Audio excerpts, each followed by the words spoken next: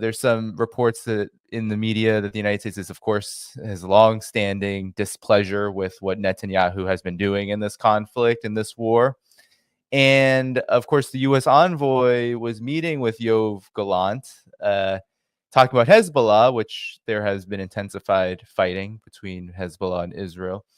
And with Gallant indicating that a military option is definitely on the table and could certainly be something that occurs in a much more dramatic scale in the near future, while the United States saying hit the brakes, this is not something that can be contained, and almost kind of giving a wink and a nod that the United States won't be backing Israel in that kind of conflict. So what's your reaction to these developments? And how does this shake out militarily? Because through all of the horrific war crimes, the genocide, all of this, we have what seems to be an unending military operation where on the one side you have massive numbers of people murdered, Palestinians, and on the other, you don't really what are the results? Is this victory for Israel? Is this defeat for Israel? I'm curious on your assessment of that, because this is seemingly like a never-ending conflict. Israel is nowhere close to a ceasefire at this point, and Israel is nowhere close to victory at this point.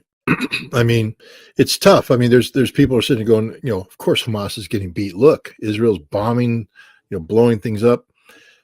If you look at the daily combat, though, Hamas is still, Israel was supposed to have taken control of northern Gaza a long time ago, and yet every day there's places where Hamas is emerging from the tunnels and killing Israelis. Same with Khan Yunis in the central part. Israel doesn't control that either. And, Israel's talking about making a move on Rafah, but they won't control that either. They will kill a lot of civilians. And this is tragic, but I believe that Hamas made a horrible, calculated decision from the very beginning that this was the only way to defeat Israel. You see, Israel has said that the victory will be defined by the political elimination of Hamas, that Hamas will no longer be a political entity capable of governing Palestinians. They also said that Hamas will be destroyed militarily, that Hamas will never be able to replicate anything close to what happened on October 7th. Every day Hamas shows that it hasn't been destroyed militarily. They continue to resist. They continue to inflict very heavy casualties on the Israelis. And, just take a look at what happened in Moscow. Hamas was invited to Moscow by Russia, along with the Palestinian Liberation Organization, because Russians know that Hamas is here, and that the Russians also know that Israel and the United States will use Hamas's political survival as an excuse not to engage meaningfully on a two-state solution. So Russia's working with Hamas and the PLO to create a new singular governing entity that combines Hamas with the PLO, can be renamed so that we can say it's not Hamas. We can say that it's this Palestinian entity. So the notion is that if Hamas is part of this, then Hamas will be controlled by the collective as opposed to running its own thing. Whether or not Hamas and the PLO can agree on this, there's a lot of bad blood there. But you saw that the prime minister stepped down, his government stepped down, because they will be replaced by something new. And the Russians want it to be replaced by this new singularity that isn't called Hamas, but contains Hamas, and Hamas, because Hamas has a lot of legitimacy now with the Palestinian people. And so I think politically the Israelis are screwed because of what Russia has done. It's really outflanked them. Militarily, it's unsustainable. Ramadan is coming up, very important time of the year for the Islamic community. And the feeling is that if Israel makes a move on Rafah or carries out bread massacres during Ramadan, that, right now there's been some restraint on the part of Israel's Arab neighbors, and because historically speaking, none of them really like the Palestinians to begin with. But Those are political and economic elites. At the street level, amongst the Arab street, so to speak, there's great sympathy for the Palestinians. And during Ramadan, during this very religious period of time for the Islamic faith, there's a chance, I mean, the Arab states fear that the street could become enraged and turn on them. And so I think you're going to see Israel losing a lot of the I won't call it political support, but a lot of the political apathy on the part of the Arab nations during Ramadan. And I think you're going to see the whole world become very focused on bringing this thing to an end. Israel's lost the world. The only nation that supports Israel is the United States. And the United States is rapidly saying we can't support this much longer. So Israel's in a very big bind. That's why a war with Hezbollah could appear attractive, because what it does is it redefines the military nature of this conflict in a way that doesn't just focus on the Gaza battle, but now a bigger battle that dilutes the impact of Gaza, because there will be something bigger going on in Lebanon. So there's a lot of attraction on the part of the Israelis who believe that they need to sustain this fight. And you sustain this fight by making it a bigger fight. But the problem is that requires American backing, not just with Hezbollah, but with Iran, who supports Hezbollah. Because there's a risk that if Israel goes into a full-scale conflict with Hezbollah, that Iran could become involved too. And now we have a regional conflict that's just a nightmare for everybody. The other thing is that there's no guarantee that Israel will prevail in the fight against Hezbollah. Not just a repeat of 2006, where Israel goes in, tries to drive them back to the Litani River and can't achieve it. So it's a stalemate, which becomes, by definition, a victory for Hezbollah. But in 2006, the Lebanese people paid a huge price for Hezbollah's action. Remember, the 2006 conflict was started when Hezbollah launched a raid into Israel to kidnap some Israeli soldiers to create hostages that could be exchanged for some people that Hezbollah wanted released. And the Lebanese are like, hey, your little thing caused us a lot of problems. And since then, Hezbollah has morphed into not just a resistance movement, but a governing body. They're political. They're vested in the government of Lebanon. They are the government of Lebanon. They're part of it. And so the last thing Hezbollah wants to do, because if they alienate themselves from the Lebanese people, they're no longer effective in terms of government. They may get kicked out of the government. They may be marginalized.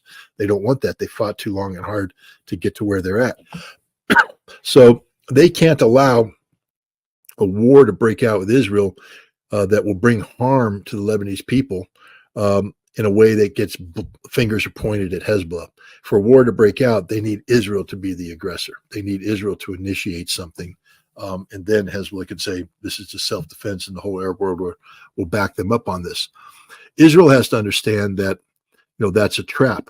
Hezbollah is playing this it's a dangerous game, but it's a necessary game to relieve pressure for Hamas. There's this escalating exchange of fire taking place, and it's substantial. Israel has suffered losses, Hezbollah has suffered losses, but they've kept it short of a full-scale conflict. If a full-scale conflict breaks out, first of all, there's a good chance that a big part of the fighting will be done in northern Israel, because Hezbollah said, we're not just going to let you come to Litani, we're coming to you. We're going to take Kiryat Shimon. We're going to take other towns, and we're going to dig in, and we're going to make you come in and liberate these towns and destroy these towns. That'll be on you. And then we plan on not losing this battle, but keep coming in, because we've dug the tunnels, and we plan on taking northern Israel up to Galilee. Also, Hezbollah has long-range precision strike rockets that, if they can evade Iron Dome, then Israel's in trouble, but they'll definitely overwhelm Iron Dome, meaning that there's only so many missiles that Iron Dome can shoot down until they run out of interceptors, and Hezbollah will keep firing stuff in, and they'll overwhelm the Israelis. Israel could very well lose a war with Hezbollah. And I think that's one of the things the United States is telling them, is that we don't have, and here's the other reality, we don't have sufficient power to weigh in on Hezbollah in a decisive way, or Iran. Hell, we can't even get the Houthi to do what we want them to do right now. The Houthi, we've been bombing them. We're supposed to deter them, scare them. They're not scared. They just keep doing what they do. And if we can't, if we can't beat the Houthi, you really think we're going to beat Hezbollah? You think we're going to beat Iran? Of course not. So I think, again, like the situation with Ukraine, I think the Biden administration is having a strategic rethink, because it's amazing how clarity suddenly comes into play during an election year, Yeah. especially when your policies are failing. And the Biden administration knows normally foreign policy doesn't play a role in presidential elections. James Carville's old saying, "It's the economy, stupid," that he told Bill Clinton back in 1992, I believe, is applicable today, unless you really screw the pooch. And that appears to be what the Biden administration is doing with Ukraine. That's why we see Newland out, new policy thinking in. They've got to stabilize the situation before the election comes. And the same thing right now with Gaza. This needs to be stabilized. The last thing the United States wants or needs, or I should say, last thing the Biden administration wants or needs right now, is an expanded war with Hezbollah that just continues this nightmare that results in further isolation of America globally. The global South is condemning us, calling us facilitators of genocide, the whole thing. So I think that, this is an important meeting with Benny Gantz to lay down the marker that we won't be with you if you go against Hezbollah. If Hezbollah attacks you on their own volition, of course we'll support you. But if you initiate the aggression against Hezbollah, large scale, we're not with you on this one. We want this thing over. We want a ceasefire. We want it. Although when we want it, because Kamala Harris, her famous statement that, we insist on a ceasefire, and then she pauses because that's the soundbite that's going to be played. Yeah. In 6 weeks before Rona, or whatever she said, then she came out with this total BS thing, and it's like, you really don't want a ceasefire, do you? You're just throwing away words. But the U.S. is under a lot of pressure right now internationally to bring an end to this conflict. And I think you're going to see the United States trying to put more and more pressure on Israel. And it seems like the United States is especially the current administration is going to have to. I don't know if you saw, Scott, but in a primary, Biden, there were votes. I mean, this is a Democratic primary. There is no opposition. He's the incumbent. He was 100,000 plus or so, basically no confidence votes, but really no preference, basically not voting for Joe Biden as a statement because of this. That in and of itself is just unprecedented. But at the same time, his polling numbers are way down. The rumors, even just domestically, of strongholds of Arab and Muslim practicing populations in places like Michigan, a disaster. And then, of course, the situation abroad, it's looking terrible. I mean, when you have China at the ICJ confirming that Palestine has the right to armed resistance, which I thought was huge at the end of February. And then what you mentioned with Russia was just, it was genius with Fatah, Hamas meeting in Moscow, and Putin's in Russia's formulation of, hey, this needs to be a united bloc. This needs to be a government or a leadership of Palestine rather than, Hamas, which is, of course, at this moment the most popular of the resistance groups, given what it's been doing. But it needs to be it's genius in a sense, because in my estimation, the whole point of a lot of Israel and the United States' policy toward Palestine has been to keep the Palestinian leadership very divided. It has been about, you have the PA in the West Bank, and then you have Hamas in Gaza, and they're not supposed to be together. And here you have Russia meeting with these groups saying, how about a unity government? And you don't have any such. Then you have Netanyahu in the United States on the outside. They are not involved in such deliberations because, as you said, there isn't any meaningful movement toward a real ceasefire. The United States claims the United States is the one vetoing at the United Nations Security Council all the resolutions. And of course, you have Israel. Israel has been very resistant to any kind of meaningful, even just a longer term, short term ceasefire, if that makes any sense. So just your reactions to those. I feel like all of that speaks to you mentioned the military dangers for if we call it the empire, so to speak, the United States, Israel, and all the players involved on their side. But politically too, just it's a disaster. And it feels like, while on the one hand there's a lot of pressure on the United States to change, it feels like that disaster is only going to grow larger and larger before then. Well, the United States has lost control of the situation in the Middle East. We still are, at least on paper, the most influential power. We're the one that all nations look to for a solution, but we don't have a solution. I mean, there is a solution, but we're unwilling to do what's necessary to make that solution, that is to put pressure on Israel. But things are changing right now. I think Israel's looking strategic defeat straight in the eyes.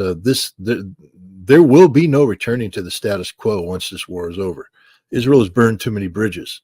The world has caught on.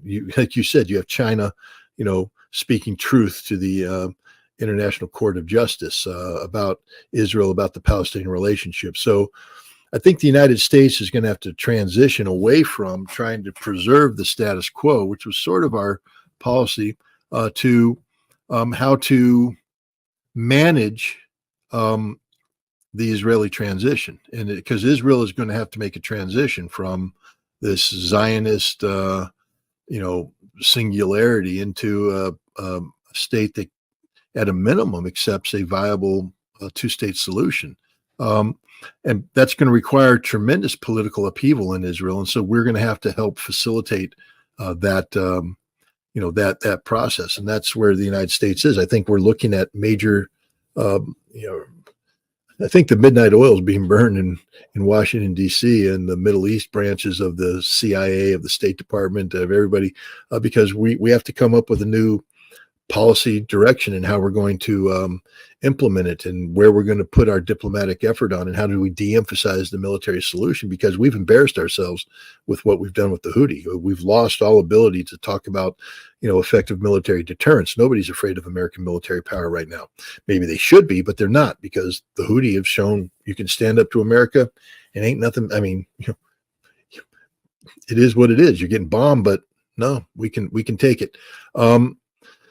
So I think right now we're looking at a situation, against a very dangerous situation. Israel could do something precipitous, like expand the war in Hezbollah. But I think we're looking at the reality. I saw somebody's comment, Israel's economy is down, but Israel's economy is not going to recover. Israel's not going to recover. I think one of the logical things that's going to happen is that, you're going to see this edifice Israel has created, this policy edifice that talks about the greater Israel, is going to start to be chipped away. I think one of the things that's going to break Israel's back is when Israel is going to have to delegitimize the West Bank settlements that they've been putting in, because it's incompatible with international law. It's incompatible with anything. And if there's going to be a Palestinian state, that has to be undone. And for Israel to undo that is going to create a crisis in Israel. And I think you're going to start to see Israel shrinking population-wise. We already see many Israelis fleeing the country. I mean, but that's because of war. But I think basically Israelis are going to start to lose faith in the Israeli enterprise as it was sold. And there's not going to be too many Israeli citizens that want to hang around for a two-state solution. And so I think you're going to see the depopulation of Israel over the course of the next day. Israel's been strategically defeated. I know there's people, no, they haven't. They're winning. They're doing this and that and the other thing. Just try and project yourself forward. How does Israel sustain this? And they can't. Economically, it's unsustainable. Their economy is in the dumps. Politically, the world will continue to isolate Israel if they continue this greater Israel policy. It will have to change, and you're going to have to start taking down important political constituencies, like the fanatic settlers are going to have to be tamed, and that's going to create a huge crisis. So I think Israel's not in a good position right now. They're in a very bad position, and I think that's one of the things that Benny Gantz is being, the reality is sinking into him, that there isn't going to be a status quo, that there's going to have to be change. And he's not the leader to help them guide through the change. None of the people currently in power are. Israel's going to have to find a new generation of leaders to get them through. I just want to say one thing. Again, I'm told not to read the comments, but I saw somebody in there. Screw the pooch does not mean what you thought it meant. It's a flying term. If you ever were in the Air Force or you were in the air wing of the Marine Corps or in the Navy, screwing the pooch means making a big mistake when you're flying. If you screwed the pooch, that means that basically you're shot down, you're punching out, you're under, under a parachute. So take your mind out of the gutter. And for all the censors out there, I didn't say something that was obscene. It was a military term. Yeah. I mean, you're gonna have to consult with your wife about your no looking at the comments policy. But I do. I mean, yeah, it's the moderators can also take care of any any comments that are distracting you. But Scott, what you were saying about this made me think, and we can close on this. Was for all that you just described, it made me think, for Palestine, for Gaza, for Palestine, broader Palestine proper, the resistance isn't going to go away. And Israel has taken this monumental step I mean, it always had somewhat of an extreme policy when it came to, of course, its position and treatment of the Palestinians. But it's taken this huge step forward that has, of course, ignited not just the resistance in Palestine, Hamas, etc., regionally and, of course, globally. And on the one hand, you said that Israel is going to have to be reshaped. It's going to have to tone this down. The United States is likely going to try to make efforts to do that. And on the other, I could also see a possibility where Israel continues to fight. I mean, if there's going to be fighting, regardless, this has been the history. There's been intermittent fighting at larger scales, mowing the lawn, all of that. But I could see Israel just always being on this kind of more intense mobilization for war to some degree, maybe not to the extent now, but to some degree, which then will lead to all those problems that you closed with about the economy and about, just its legitimacy as a whole, its government's legitimacy, then leading to a general decay and weakening, and who knows from there. So that's kind of where I am thinking about this, given that just seems like Israeli political leadership as a whole, it just doesn't, I just don't see anything that seems to give impressions of, oh, well, this could lend itself to a long-term ceasefire or some kind of more stabilized situation in the near future.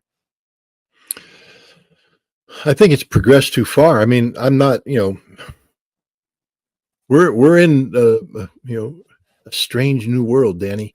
This is unprecedented. This is truly unprecedented. The amount of global animus that has been mobilized against Israel. This has never happened before. And this is deep-seated. Have you ever seen this level of support for the Palestinian cause globally? No. And I don't see it going away.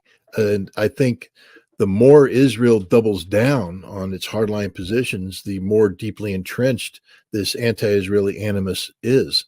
But it's not just political, because the Israelis have shown absolute indifference to international opinion, especially if the United States is able to shield them at the Security Council with our veto.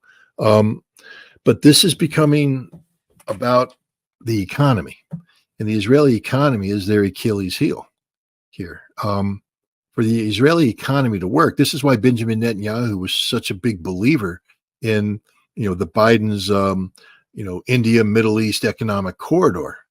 Because it made Israel, relevant economically to the region, made it a key player. Well, that ain't ever going to happen now. Okay, Israel will never be part of a India, Middle East economic corridor. It just isn't going to happen. I mean, not Israel the way it is currently. And that means that Israel now is not going to be the expansive economy that it was hoping to be, plugged into the Middle East, sort of a facilitator that can profit off of different projects here or there. And I think you're going to see the Israeli economy start to shrink. Um, uh, Investment opportunities are going to go away. And Israel is going to become a very, very poor nation. And the United States isn't going to be able to write that check. And so people are going to flee. And I think the depopulation of Israel is a very real possibility. And in order for Israel to become a place where people can stay, to get that kind of economic viability, it's going to need international engagement by the nations that right now are ostracizing Israel and condemning Israel. And so Israel will have to undertake specific changes. If Israel doesn't want to do this, then it will be destroyed by its own, inertia, so to speak. Israel has to make changes to survive. This is the reality, I believe. And in many ways, this is actually a good thing, because it means that there can be victory over Israel without destroying Israel with military power. It doesn't require the Arab nations to all the Arab nations have to do. When I talk about losing the street, it's not that the street's going to say, Saudi Arabia's, bomb Israel today. It's going to be Saudi Arabia, stop doing business with Israel. United Arab Emirates, stop doing business with Israel. Just a total, absolute, we're just not doing business with you. And that's economic starvation, and that's societal collapse, and it's going to require political change to rectify it, or Israel goes away. And Israel will go away. All these people that live in Israel right now, they have places they can call home. There's very few Israelis that can say, we know no other place than Israel. Almost all of them say, well, no, we got relatives in Spain, we got relatives in Italy. They can go other places. Many of them have passports to these other lands. A lot of them will come back to America. Many will go back to England, France, Italy, Spain, Russia, Ukraine. They could all go someplace else, and then there's nothing left. And that's what I believe is going to happen if Israel doesn't change the direction that it's on right now. I think Israel has lost this conflict strategically. They've done it to themselves. Thank you for tuning in to my latest video. I appreciate all of your support. This channel, however, needs your help. I am seeking to make this channel more sustainable in the long term and upgrade necessary equipment to ensure that this work continues onward and makes progress to give you all of the geopolitical analysis that you all deserve. For that reason, I'm asking you to become a member of my Patreon community at patreon.com/DannyHaiFong. You can find that link in the video description or in the pinned comment below. For whatever amount you choose to give, just know you are supporting independent media that you can't find anywhere else. Thank you so much, and I look forward to the next video.